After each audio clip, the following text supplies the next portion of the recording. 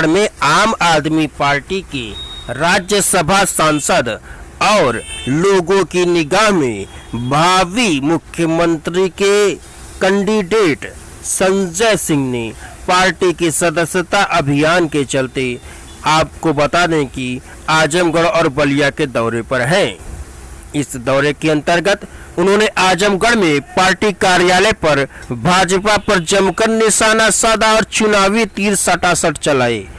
उन्होंने कहा कि भाजपा नफरत और प्रतिशोध की राजनीति करने वाला दल है।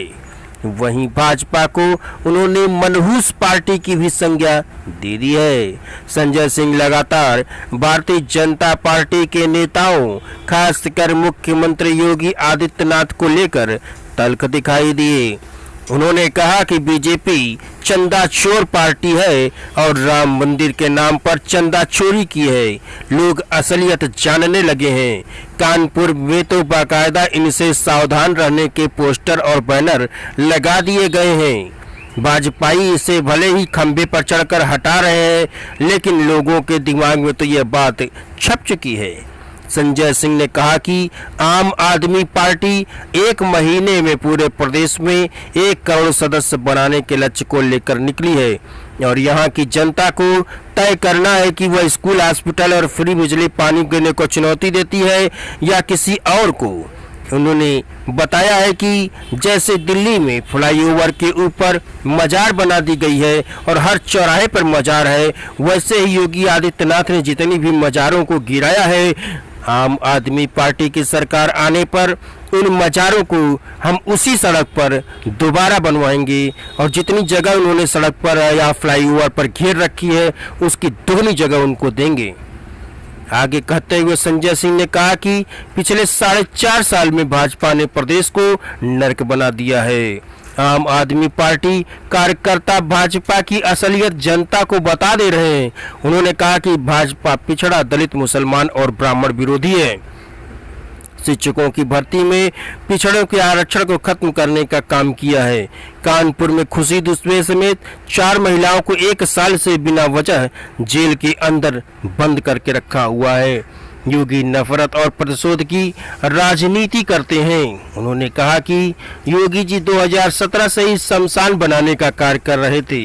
बीजेपी एक मनहूस पार्टी है। हालत ऐसी हो गई थी कि कोरोना के चलते गांव-गांव में शमशान बन गए थे। वहीं प्रदेश की कानून व्यवस्था पर सवाल उठाते हुए उन्होंने कहा कि 8 साल 10 साल की बच्चियों के साथ भी रेप हो रहे हैं। रंगदारी के लिए एसएसपी व्यापारी की हत्या करा देता है। हाथरस जैसे कांड होते हैं। पेगासस जासूसी कांड पर उन्होंने भारतीय जनता पार्टी के खिलाफ निशाने पर कई सारे बयान दागे और कहा कि समाचार चैनल और अखबारों के दफ्तर को भी निशाना बनाया जा रहा है। उन्होंने इसके खिलाफ छापा मारा। जो इनके खिलाफ लिखता है उसके ऊपर छापेमारी की कार्रवाई होती है। इसका मतलब यह है कि हमारे खिलाफ छापोगे तो छापामारी होगी। उन्होंने कहा कि देश बाबा साहब के संविधान से चलेगा, न कि तानाशाही से।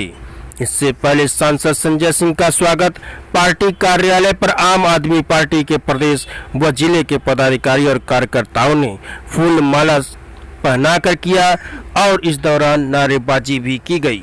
वहीं पर उपस्थित आए हुए लोगों से जब पूछा गया कि भाई अगर उत्तर प्रदेश में जो संजय सिंह का कहना है कि जिन मजारों को हटाया गया है सड़क से और फ्लाईओवर इत्यादि से, क्या उनको दोबारा स्थापित करने पर सांप्रदायिक सौहार्द बदलने का खतरा तो नहीं होगा। इस पर आम आदमी पार्टी के कार्यकर्ताओं का कहना है कि इससे कोई भी सांप्रदायिक सौहार्द नहीं बिगड़ेगा, बल्कि यह फ्लाईओवर और जो सड़क के बीचों बीच मजारें बना दी जाती हैं उससे लोगों को पूजा पाठ करने में आसानी होती है। इससे क्या होता है कि सड़कों का जो आवागमन बाधित होता है उसके लिए दूसरे सड़कों का लोग इस्तेमाल। वहीं दिल्ली में रोहिंग्याओं की बस्ती बसाने के बारे में जब आम आदमी पार्टी के कार्यकर्ताओं से पत्रकारों ने पूछा तो उन्होंने कहा कि रोहिंग्या अगर भारत में आ गए हैं तो उनको रहना चाहिए, उनको फ्री राशन और बिजली की सुविधा और पानी की सुविधा तो मिलनी ही चाहिए।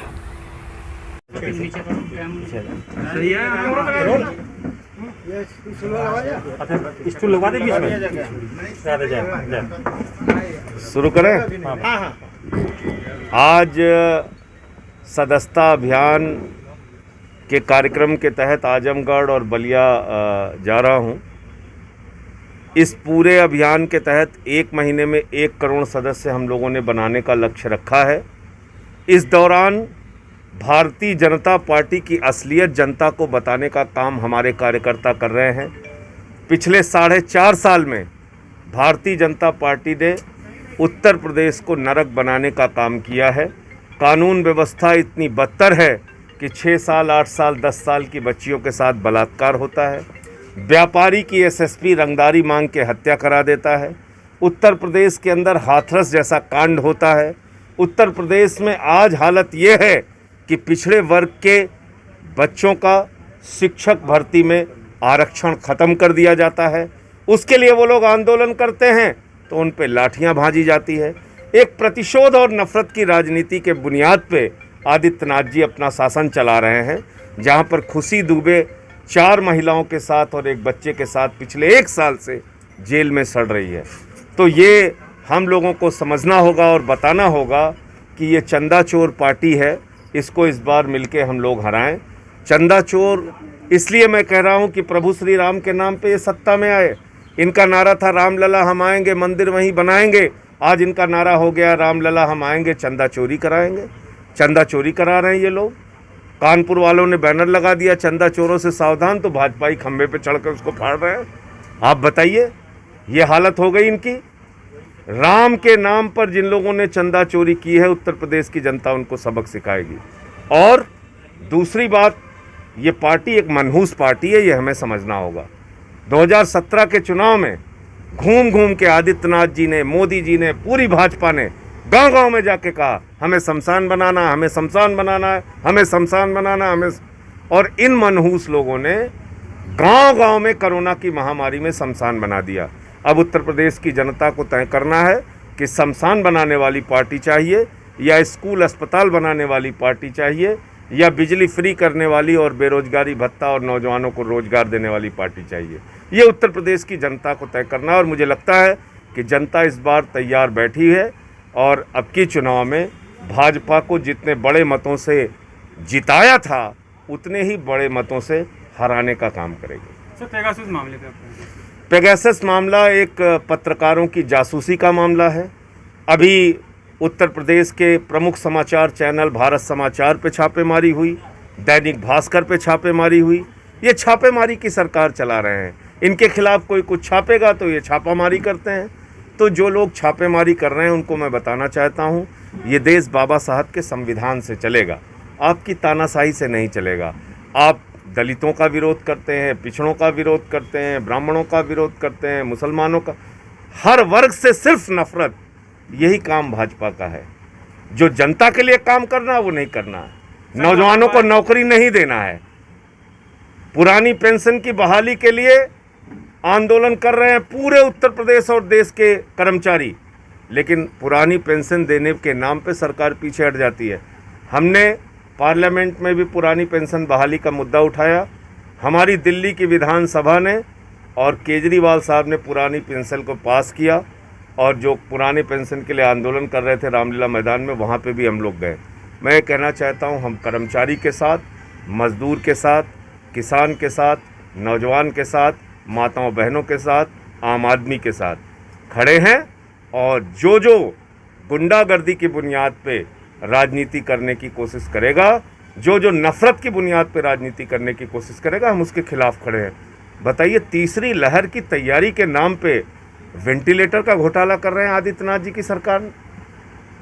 10 लाख रुपए में जो मार्केट में वेंटिलेटर मिल रहा है वो 22 लाख 35 लाख में खरीद रहे हैं। ऑक्सीमीटर 800 रुपए का खरीदते हैं 5000 में। थर्मोमीटर 1600 का खरीदते हैं 13000 में। 800% कमीशन खा रही है ये सरकार। शमशान की लकड़ियों में दलाली खा रही है। तो जो लोग शमशान में दलाली खाने के स्तर तक पहुंच चुके हैं, इनको जनता सबक सिखाएगी। धन्यवाद।